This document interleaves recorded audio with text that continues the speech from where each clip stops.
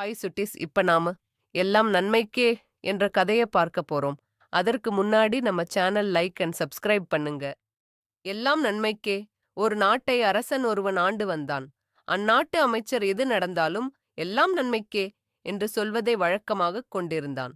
ஒரு நாள் இருவரும் பேசிக் கொண்டிருந்த பொழுது அரசன் மாம்பழம் ஒன்றை கத்தியால் அறுத்தான்.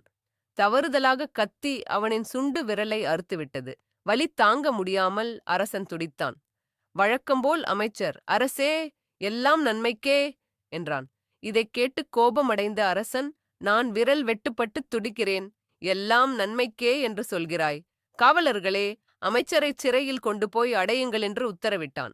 காவலர்களும் அமைச்சரை சிறையில் அடைத்தனர்.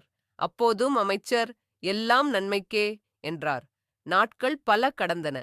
வேட்டையாடுவதில் ஆர்வமுடைய அரசன் தனியாக காட்டிற்குச் சென்றான்.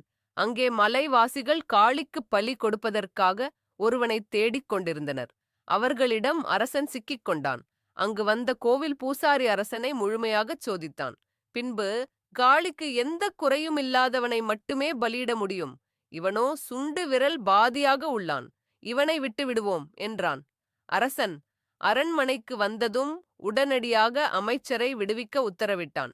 நடந்ததையெல்லாம் அமைச்சரிடம் சொன்ன அரசன், சுண்டு விரல் வெட்டுப்பட்டதால் உயிர் பிழைத்தேன். அன்று எல்லாம் நன்மைக்கே என்று நீர் சொல்லியதன் உண்மையை அறிந்தேன் என்றான். அரசே, என்னை நீங்கள் சிறையில் அடைத்ததும் நன்மைக்கே. எப்பொழுதும் உங்களை பிரியாமல் இருக்கும் நான், என்னை சிறையில் அடைக்காமல் இருந்திருந்தால் உங்களுடன் காட்டிற்கு வந்திருப்பேன். அந்த மலைவாசிகள் எந்த குறையும் இல்லாத என்னை அவர்கள் பலியிட்டிருப்பார்கள்.